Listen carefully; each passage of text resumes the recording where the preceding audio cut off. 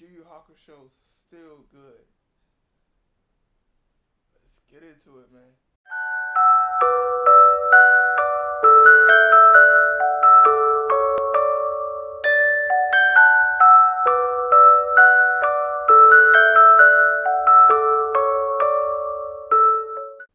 Hey, what is good, YouTube? It is your boy. Hey, right go. Back with another video, man. We got a reaction from the Brad Show. And Yu Yu Hakusho is still good. Let's get into it, man. I don't know if it's because of the live action series on Netflix. I don't know if it was because I was promised the greatest tournament arc in anime history. Or I don't know if it's just because of my Hunter x Hunter withdrawals, but I watched Yu Yu Hakusho's anime for the first time ever in 2024. And I learned What? Hey, bro. I hope you liked it. I ain't gonna lie, bro. Yu Yu Hakusho is definitely one of the best animes, bro. Like, man. Yu Yu Hakusho is definitely one of those great animes, man. It teaches so much shit, man. Yusuke is one of the best protagonists that ever came to anime. No cap. Like, niggas be sleeping on Yu Yu Hakusho. Like, come on, man. a lot actually. I noticed a lot actually. And I bet I can convince y'all that it's more than worth your time in 2024. Cause let's be honest, I'm trying to convince those of us born in the TikTok era of anime watching. But after watching this, a couple things came to my realization. This might be the best English voice acting I have ever heard. And then Togashi is weirdly good at hiding really dark themes in otherwise cheery atmospheres and then ripping the covers off at the last second. Three, it was a blessing to go to sleep every night with the grooviest anime intro I've ever heard. The theme song is definitely a bop. I rewatched Yu Yu Hakusho like 5 or 6 times, bro. I used to watch it on Adult Swim when it used to come out when I was younger, but I didn't even know what the anime was until like 2017, 2016 type shit, and I started watching it on the websites and shit, cause I just knew it was just like, I just remember like Botan and Yusuke, so I typed in like the color scheme and shit, and it popped up, so I started watching it. I'd say by like 2019, I rewatched it like 3 times already. Like, that shit is so fucking goated, bro. Yu Yu Hakusho is definitely one of the best animes, man. Like, niggas sleep. In my life, and trust me, groovy is the perfect word for that exact song. And Yusuke Urameshi is a protagonist that constantly subverted any expectations I had just purely based off his decision making, all the way to the end. If you know, you know. But no spoilers, y'all. But like Yusuke, I gotta admit, the story's not perfect. Most older animes deal with slower pacing at times, where Yu Yu Hakusho, in contrast, deals with really rapid pacing issues at times. And much like another Togashi project, it could give you that. Y'all boys comment what's your favorite arc. My favorite arc is the Chat the Black arc. I'm gonna give y'all my favorite arc in order. It's Chat the Black, Dark Tournament, the Yukina arc, if y'all really call that an arc, and the shit with Yomi, I forgot what it's called. It's after Chat the Black, but that's like the ending. But yeah, I fuck with Chat the Black. Even that shit low-key made me cry when I first saw Yusuke die. I'm not gonna lie, bro. Yusuke my guy, man. That's my boy. That shit low-key fucked me up. Sensui is one of the top tier villains. Toguro too. Like, I think I love Toguro more, but Sensui is more of a like complex villain. You get me? Really rapid pacing issues at times. And much like another Togashi project, it could give you that horrible, unforgettable sinking feeling in your heart of a rush project that's not really finished the way it was supposed to be at the end. I have been reading a lot of comments about Output's co-producer and people asking what makes it worth it. I believe co-producer. Still, with that being said, Yu Yu Hakusho was definitely an anime must-watch. It's your favorite mangaka's favorite manga. So yeah, you're gonna like it too. This video goes out to the people that have seen it and loved it, but also or for those people that are right on the fence about watching it. And me personally, I want to thank y'all for not being on the fence for watching the Bread Show. What's up, y'all? Welcome to the show. Everybody coming back, welcome back. And everybody tuning in for the first time, just go ahead and introduce yourselves. And of course, no spoil all the way back from 97. And oh, silly me, speaking of 97, around that percentage of you with main characters, if you don't include her or Keiko, which I wouldn't. Oh, Keiko. Poor, foolish Keiko. No revolving doors, no new cast member or I ain't gonna lie, I fuck with Keiko. Keiko cool as hell. Keiko, all you play Yusuke is place. If you know, bro. Everybody's scared of Yusuke except for Keiko. Keiko will slap that nigga around if she have to. Dead ass. She will say to his face, nigga, don't you come dying. Don't you go dying on me. Yusuke, you better... Like, Keiko, that motherfucker, that'll ride for you to the end, bro. For real. Or foolish Keiko. No revolving doors, no new cast member or pirate crew member every couple of episodes. Just those characters, 6 characters. And only 4 of them are meticulously developed, layered characters that evenly share the spotlight. And most importantly the MC Yusuke. He starts out the story as a degenerate without any redeeming qualities that his own mother can't see. And like I said before, this is not some happy-go-lucky, everything works out at the end type of story. At all. But then again, I said he was very developed and multi-layered, so that must mean he grows at the end of the story, right? He's got to grow at the end of the story, right? Yes and no. Yes, he grows, but he doesn't necessarily grow to be more moral or any less degenerate for that matter. Yeah, Togashi wrote him in a specific way where he ends the story still a degenerate, but it's obvious. I think the reason I like Sensui more is because, like, cause that nigga Togashi, he was going through shit when he was writing for, like, he didn't really want to do manga and all that anymore back then during that time, during the Chapter Black arc, and you can see in his writing, like, how since we act and everything, so it's like, yeah, man, that nigga Togashi was going through a lot, man. He was going through a lot. Bro was going through a lot, but that, hey, bro married to the person that made Sailor Moon. That is goated. He is a GOAT, bro. You know how much crossovers they could have had, bro, but they never did nothing with that. I respect both of them. And I fuck with Sailor Moon.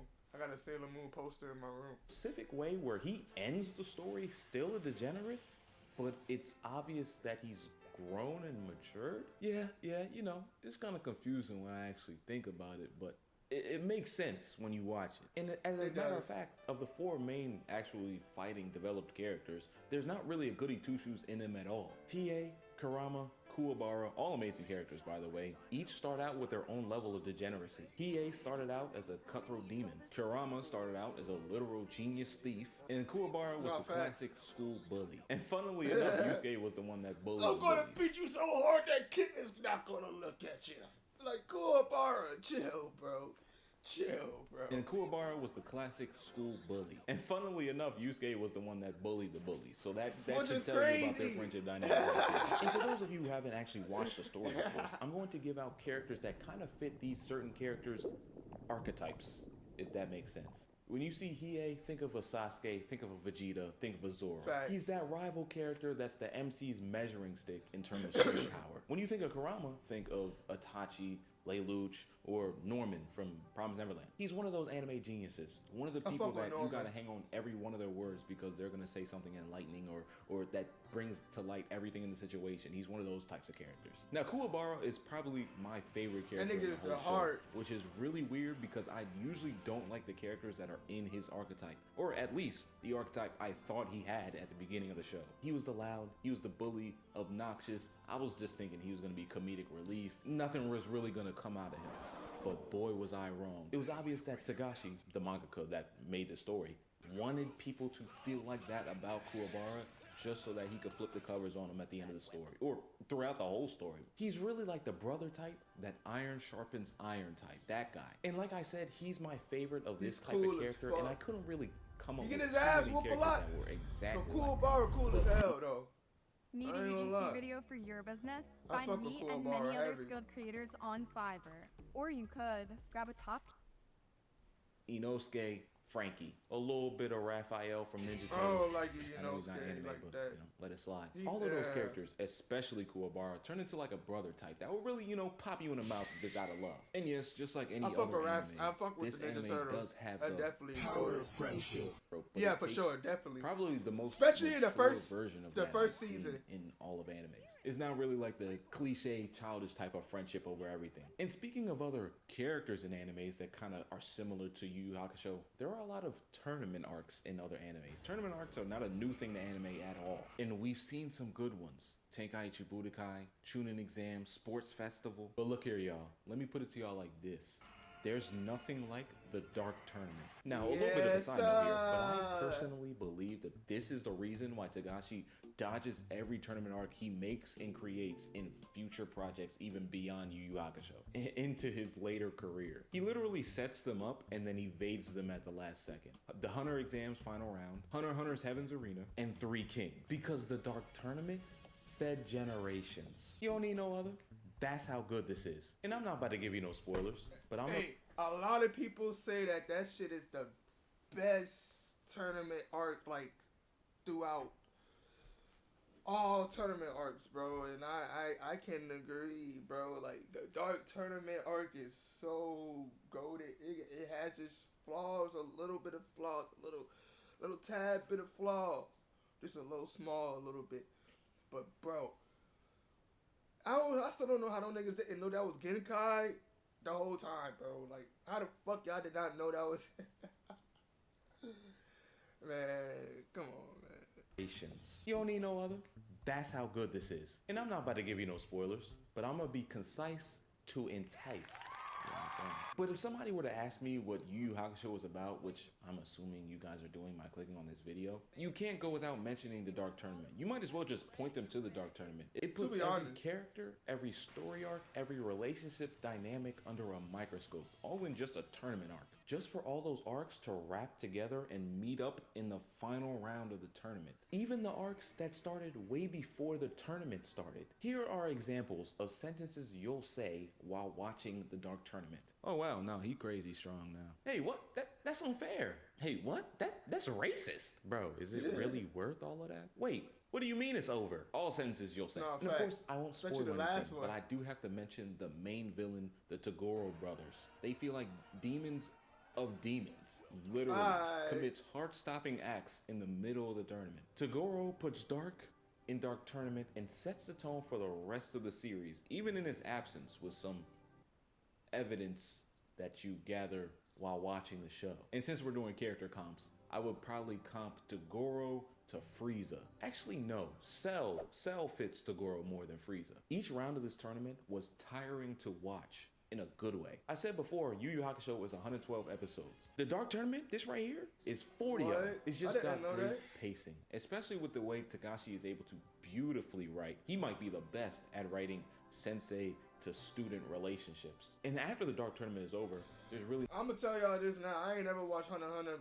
My ex wanted me to watch that with her. I mean, we watched like 2 episodes, and I ain't never really went back to it because we got broke up and shit. So I never got a chance to watch it again. But we still cool and shit. But it never really interested me like how Yu Yu Hakusho did. I think it's because I watched like the 2011 version instead of the 90s version. But yeah, no disappointment because he wraps the next arc in the finale of the Dark Tournament. Sensui. And the arc after that is an S tier arc that makes you question your own humanity. But even though the next arc is legitimately an S tier arc, it is not the Dark Tournament, which I'm only saying to really boost how good the Dark Tournament is. Togashi really took that to the pen. For real. There's a variety of villains from sleazy to overpowering to, oh my gosh, I really hate that guy. And No, I said facts. that Togashi was I really hate- good I at hate writing that nigga. master-student relationship dynamics. He's also really good at writing a villain that is so philosophical, he makes you see his side. Remember that No, S tier arc facts. I was telling you about? Yeah, Sensui's in that arc, and if I had to compare him to another Like, villain. bro, one nigga that was, he had joined, nah, it was the one with the Kurama. Kurama had to kill someone, and he spared the nigga life. Like, the nigga had a sad backstory. That shit low key made me sad. I was like, damn. Little dude had it hard when he was rough, when shit was rough as a kid. Nigga basically got groomed. Like, he got groomed into that life. That shit was low key sad as hell. I was like, damn. But Yu Yu Hakusho, it's definitely, it will show you a lot of good shit with anime, bro. Like if y'all gonna watch anime, I recommend Tokyo Ghoul, Yu Yu Hakusho, The Promised Neverland, Gangsta, Outlaw Star. It's a few more I can't really remember off the top of my head, but if y'all want me to do an anime video, I'll definitely do that. I'll definitely for sure do that. Sensui's in that arc, and if I had to compare him to another villain, it would be Merlin. They almost perfectly mirror each other. And funnily enough, Ready to show off your live gameplay? Start streaming with Rumble Studio. It's easy. Sensui almost perfectly mirrors Yusuke. He does. Which should tell you a lot That's why about I like Yusuke. it. And another good thing about this being a Tadashi work is that it's over. It's like dead. It's like there's no hiatus. There's nothing. Which is crazy. I really wanted them niggas to do like how they did Hunter x Hunter, like brought it back with better animation and shit with the same voice actors and all that. But I heard they was doing that for years, but I highly doubt they'll ever do that. I highly doubt that. I don't think they'll ever bring that shit back ever. It's over. It's wrapped up. It felt unfinished, but it's over. Never being touched again. It did feel until, unfinished. Netflix retcons, whatever they want to retcon. Yeah. The anime is never getting touched again. The ending in the manga definitely did differ from the ending in the anime. I watched the anime.